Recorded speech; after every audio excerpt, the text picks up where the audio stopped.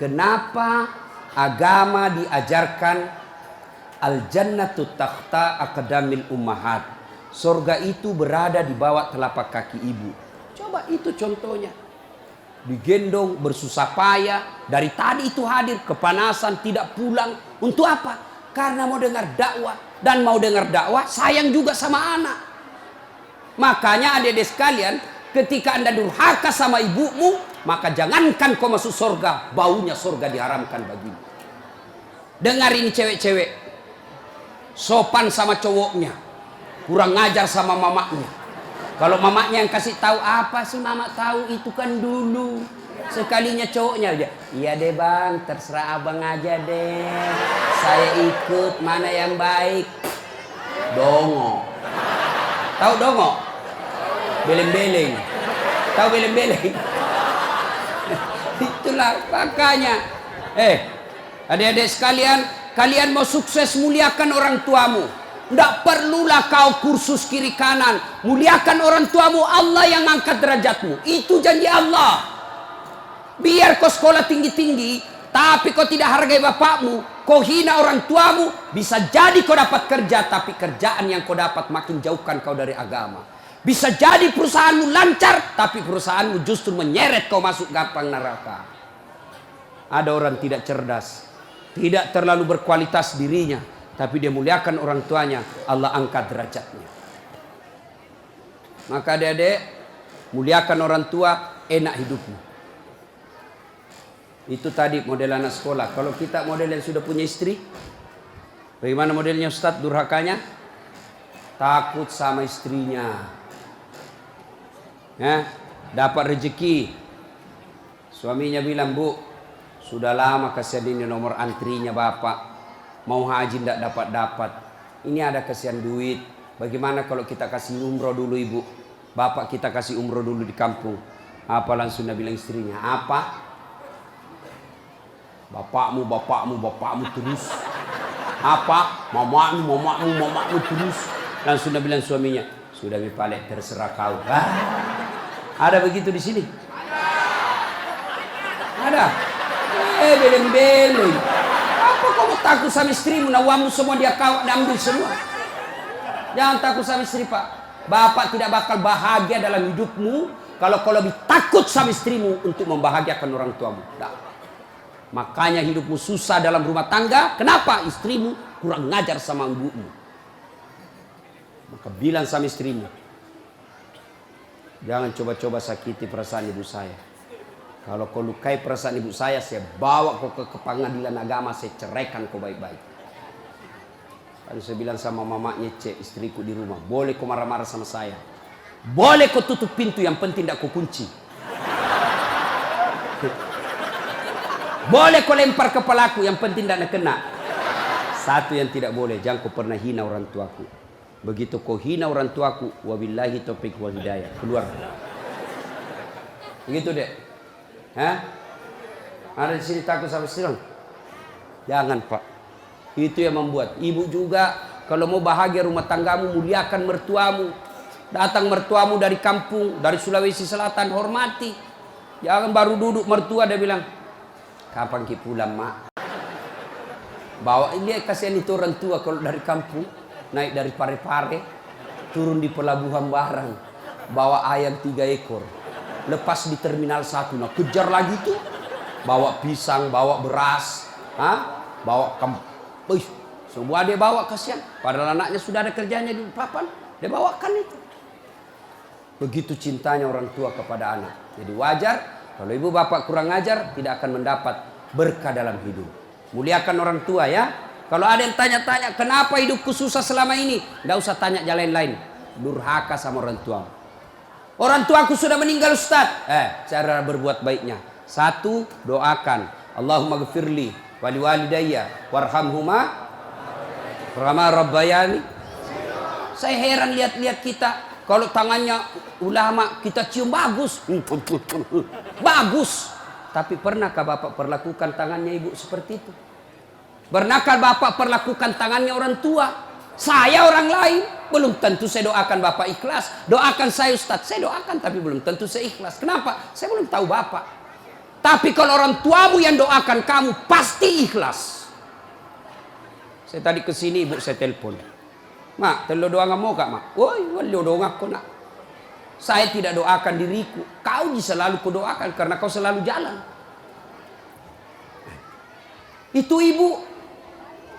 Kalau suami bu, jangan sampai ibu juga berdosa kepada orang tua gara-gara suami. Jangan sampai bapak-bapak berdosa hanya karena istri.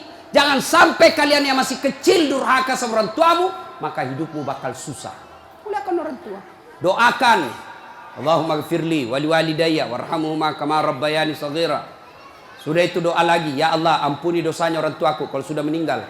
Terima amalnya, lipat gandakan kebaikannya, lapangkan alam kuburnya. Sudah itu saja. Ada rezeki, sedekah. Ada rezeki, sedekahkan. Saya mau terang kuburnya orang tuaku. Perbaiki sound sistemnya masjid. Terang itu kuburnya. Saya mau terang kuburnya orang tuaku. Kirim pembeli lampu. Kasih tahu panitia masjid. Mulai bulan depan saya yang bayar itu masjid lampunya. Jangan ambil uang celengan. Terang itu kuburnya orang tua. Dan demi Allah tidak ada orang bangkrut gara-gara rajin sedekah. Ada yang bangkrut gara-gara sedekah? Mana buktinya? Makin sedekah makin kaya. Rahmat Mas'ud. Coba lihat. Orang datang itu, bos, membayar ke bos. Bos, baju sekolah bos. Bos, istriku melahirkan. Bos, terbakar anuku. Bantu. Tapi mana ada yang bangkrut kalau rajin sedekah? Tidak ada pak. Kenapa bapak ibu miskin? Kalau selalu minta-minta. Berhenti minta-minta. Allah kasih kau kaya. Sedekah.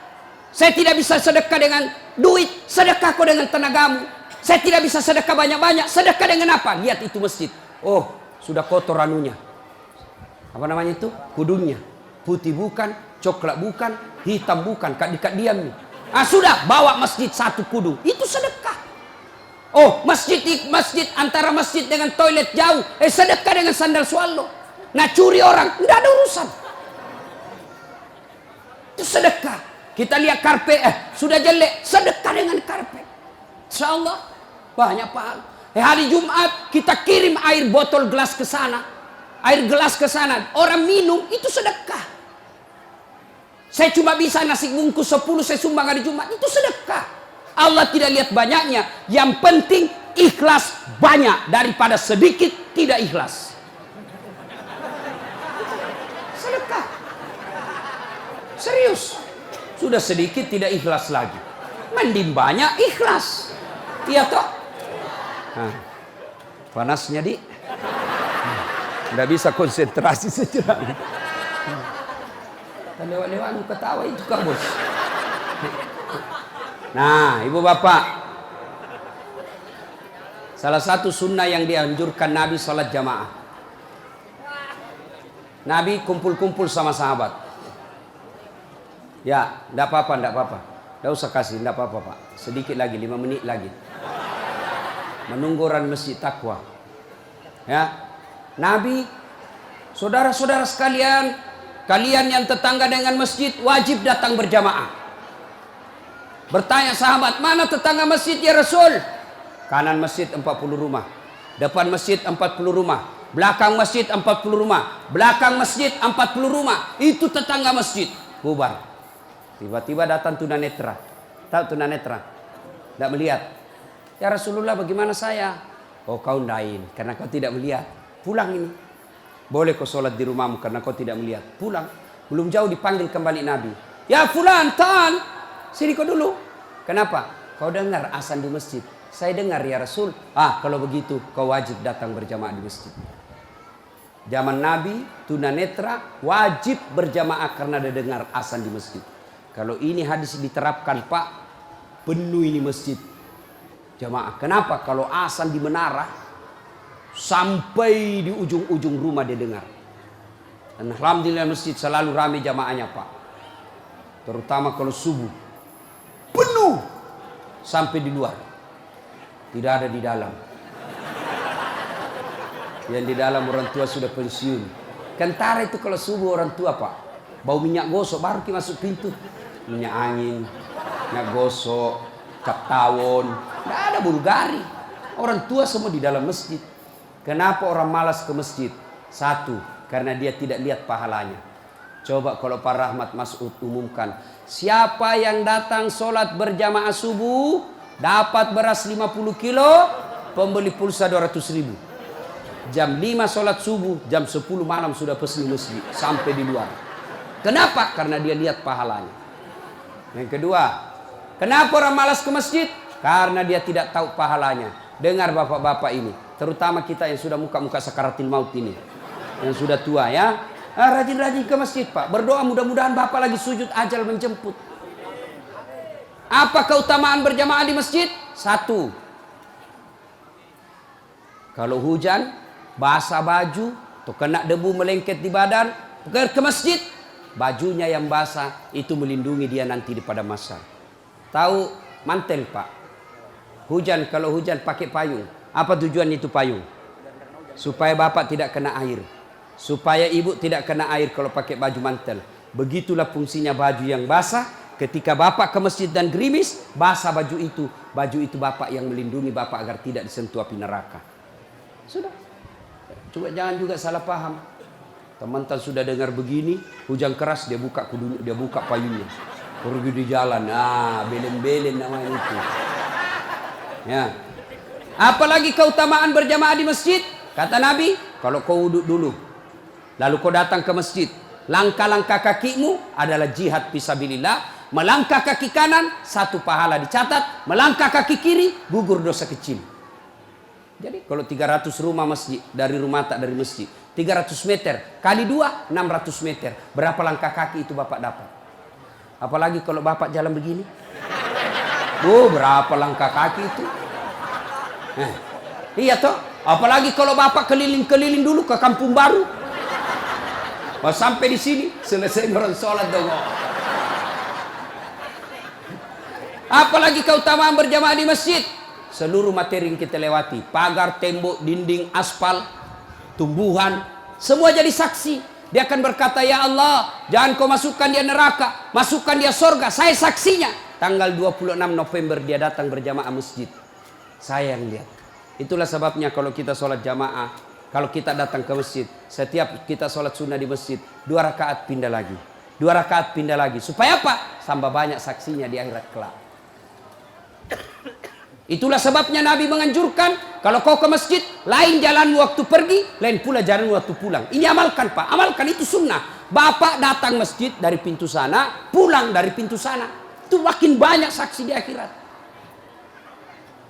Yang keempat, lipat 27 kali. Artinya, sekali bapak sholat di masjid, 27 kali sholat di rumah baru sama pahalanya. Apalagi, kalau di masjid ada disebut doa bersama. Mungkin di rumah bapak susah sholat, mungkin di rumah banyak godaan, mungkin di rumah ibu bingung. Ini saya sudah tahiyat atau belum? Ini sudah 2 atau 3? Ini apa? Kalau di masjid aman, tidak ada kecemasan seperti itu. Nah, itu datang ke masjid. Yang berikutnya, yang membuat orang malas ke masjid. Tadi, yang ketiga, manajemen masjid tidak bagus. Mana manajemen masjid yang tidak bagus? Selalu disimpan saldo kas. Jangan simpan saldo Pak. Dengar ini panitia masjid. Bapak kalau simpan saldo kas di masjid, bapak yang tanggung dosanya, tidak jalan amalnya orang. Saldo kas 80 juta. Jangan simpan. Cari orang yang susah, yang rajin berjamaah. Ada utangnya di bank, bayarkan supaya dia lepas dari kredit. Boleh itu. Baru dia suruh cicil ke masjid. Kalau dia di bank berbunga, makin susah hidupnya. Boleh. Saldo kas 80 juta, kita mau kencing tidak ada air. Kerannya rusak-rusak, simpan, jangan. Berhenti jadi panitia kalau bapak tidak bisa urus masjid. Yang sudah tua mundurlah, kasih anak muda. Ini masjid bukan perusahaan punya. Begitukah di sini? Hah? Jangan marah Pak, siapa suruh kau panggil Kak? Mau kok. Demi Allah Pak, bapak tanggung kalau amalnya orang tidak jalan. Bapak coba kalau itu uang cuma 100.000, tapi diberikan keran, maka selama keran itu berputar, selama itu orang yang punya uang dapat pahala. Tapi kalau dia cuma di bank disimpan, tidak jalan amalnya. Belikan dispenser, belikan kopi. Tidak apa-apa, boleh. Jangan ditulis di masjid, dilarang tidur. Siapa yang larang tidur di masjid? Tidak ada dalilnya. Ayo, Bapak pernah ke tanah suci di Madinah? Pernah ke Mekah? Ada tidak ditulis dilarang tidur? Tidak, Pak. Barangkali ada orang tidak bisa tidur di rumahnya, dia datang ke masjid supaya bisa tidur. Itu memang boleh. Yang tidak boleh, ngiler. Maka kalau kau mau tidur di masjid, bawa kau bantal. Kalau tidak bisa, kau gelisah kau di rumahmu. Bertengkar kau sama istrimu. Istrimu ngomel terus. Maka dia bilang, jangan kau pulang. Merdeka. Bodoh itu istri sekarang kalau Nabi bilang sama Tuhan, jangan kau pulang. Oh, gembirai. Langsung Nabi bilang pacarnya, sini kau sayang. Di rumahku kau tidur. Kulayani kau dengan baik. Sudah. Jangan ditulis. Jangan bawa anak-anak berisik. Bersyukur kalau masih ada anak-anak berisik di masjid. Kalau tidak ada anak-anak berisik di masjid, maka tidak ada lagi nanti yang mau datang di masjid. Kalian juga orang tua, kalau anakmu mau ke masjid, belikan songkok dan baju baru. Anaknya mau pergi, Pak, mau pergi masjid, belikanlah songkok. Apa dia bilang? Itu nak, songkok na nenek nu kau pakai. Anaknya nomor 7, songkok na nenek na nomor 10. Tak buas si songkok nama buas si.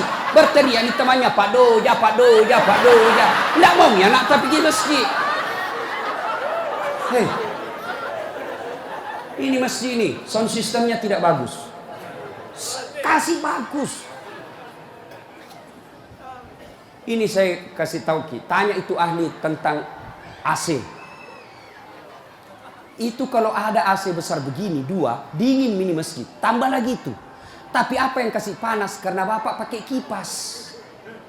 Itu kipas dengan AC, ibarat air dengan minyak. Tidak bisa dia menyatu. Kenapa? Itu AC ruangan harus tertutup. Kalau kipas tidak boleh tertutup. Kalau tertutup itu kipas, maka makin panas orang di dalam. Kenapa? Karena itu kipas perlu sirkulasi udara, perlu angin keluar masuk. Kalau tidak keluar masuk angin, maka angin yang ada itu saja nak putar terus, akhirnya jadi panas. Apalagi kalau ada yang bau keteknya di dalam. Pedek masesano. Kege mak badaram mangi. Mak bau lasuna mansedinya. Itu mi pentingnya anak muda jadi pengurus masjid. Karena kalian kalau sudah tua tidak ada yang tahu. Kau juga anak muda, muliakan orang tua. Tempatkan di mana itu orang tua, tempatkan sebagai penasehat masjid. Jangan masjid dikira dia punya. Ini lembaga umat yang punya. Kasih karpet yang bagus. Ada saldo kas, jangan simpan Pak, Bapak berdosa. Tidak jalan amalnya orang. Apalagi membuat orang malas ke masjid. Apa? Kadang-kala apa? Sound sistemnya jelek.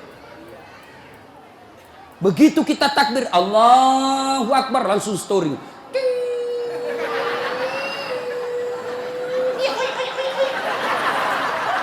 Mau ki perbaiki, sudah maki takbir, terpaksa si tangga ki.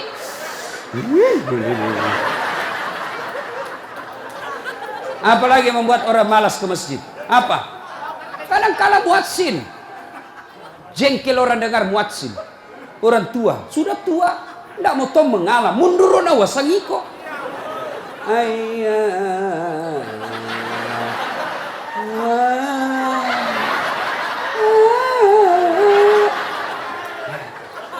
Nah mudah iya siro tomato, iya siro.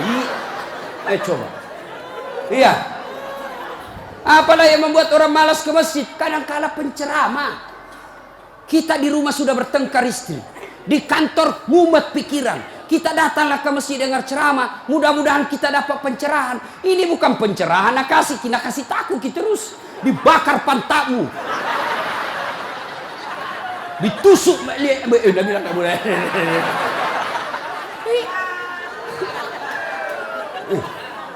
Iya. Apalagi yang kasih malas orang ke masjid. Kadang-kala apa? Imam. Ada juga imam suka sekali baca panjang. Tidak tahu juga apa nak baca. Nagaret memi. Dolin. Al-Fatihah paling nak baca.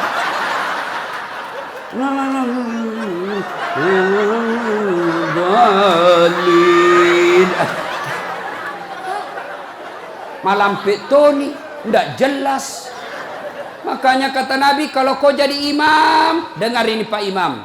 Satu, baca kau yang ringkas. Kenapa? Karena jamaah kita di belakang macam-macam. Ada yang sudah tua tidak bisa lama berdiri. Ada anak muda yang baru datang, tidak senang yang lama-lama. Pulang di masjid, enak sembahyang di masjid. Ampun Ma Ustaz. Kenapa? Dia bilang itu masjid aliran sesat. Kenapa aliran sesat? Dia bilang sembahyang subuh 3 rakaat. Bukan 3 rakaat, sujud tilawah nama itu dong. Makanya tuh imam sebelum kau takbir jelaskan dulu jamaahmu. Adik-adik, ini kita sujud tilawah. Sunnah malam Jumat membaca surah As-Sajdah. Pada rakaat kesekian kita harus sujud. Ini bukan 3 rakaat, tapi karena Allah perintah ayat itu dibaca sujud. Jelaskan. Yang sulit, aliran apa ini? Kenapa 3 rakaat? Enggak, kau yang dongo.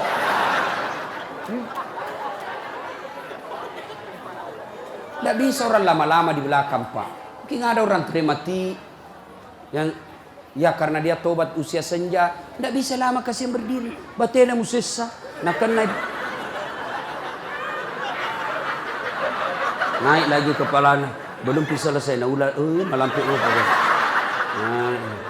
jatuh lagi, naik ular lagi. Ada barangkali di dalam jamaah Satpol PP yang pakai sepatu baru. Lama aku baca, nah lupa simpan baik-baik sepatunya. Pasti dia, hilang di sepatu. Bapak imam sesat. Maka pasti dia tidak khusyuk. Ada barangkali juga ibu-ibu yang sekali kentut sudah makan pete.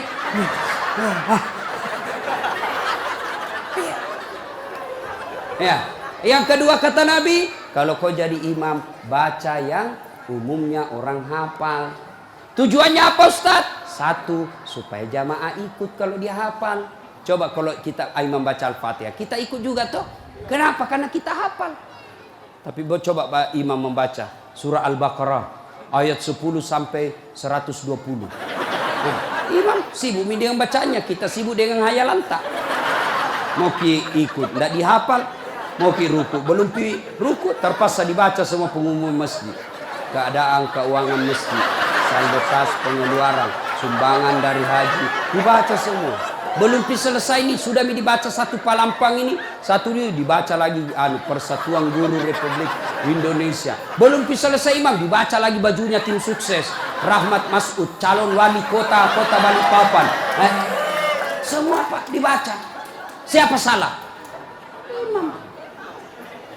Ada ini cerita gini, wallahu alam benar atau tidak.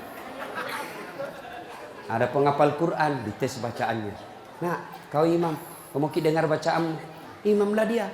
Dia baca betul yang susah. Hanya dia yang tahu. Tiba-tiba jatuh cicak di kepalanya. Tas silang itu, stres. Orang stres hilang bacaannya.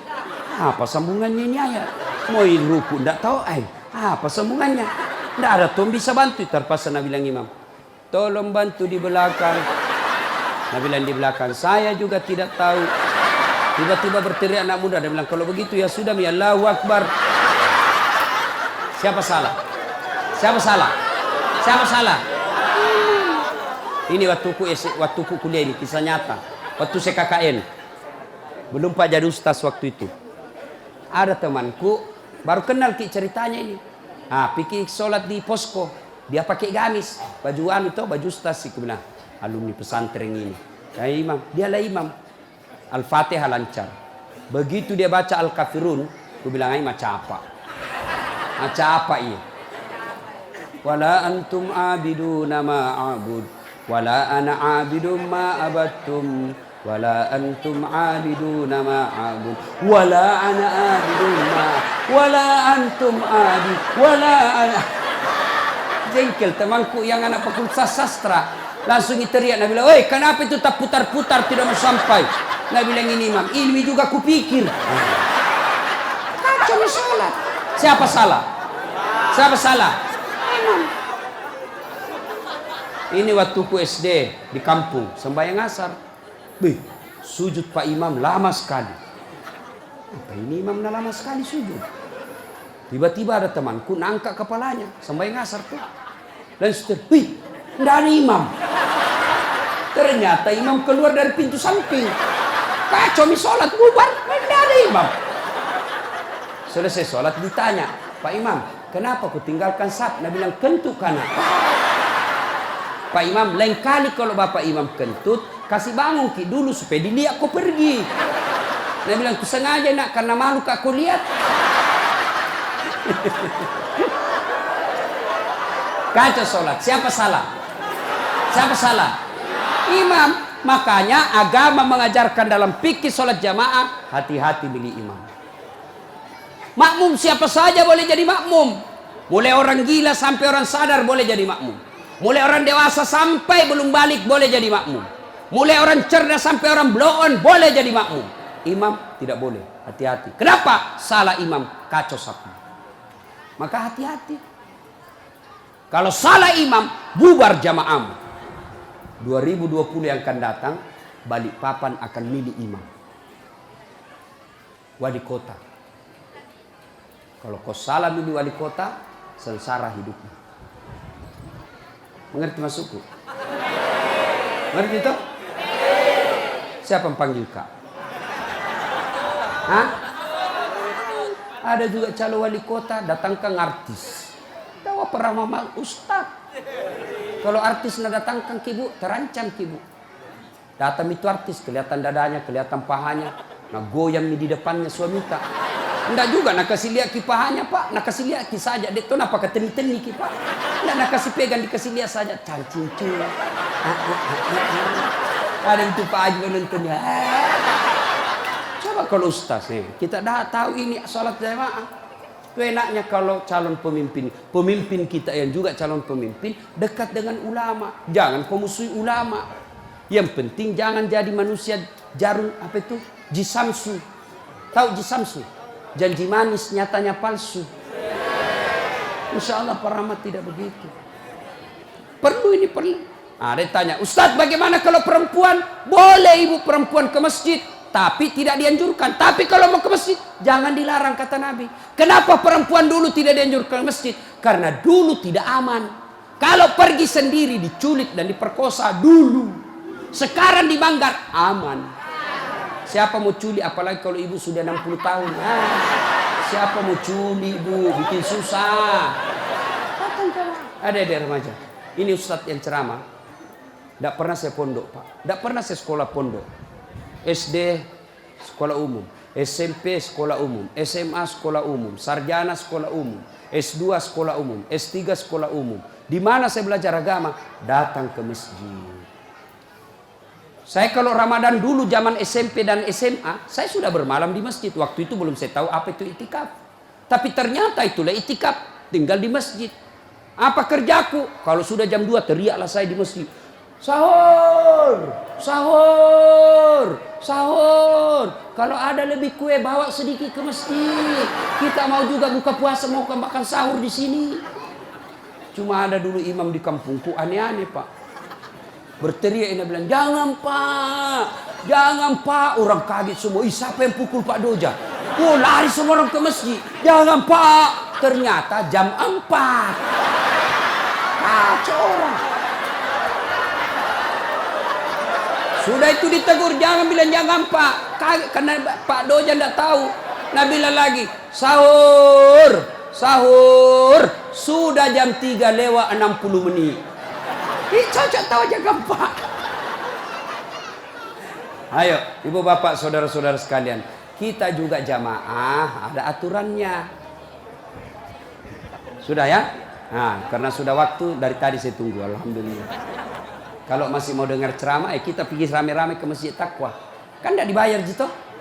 Nah, kita sama-sama lah ke sana. Ini saja tausiah kita, mudah-mudahan ada manfaat.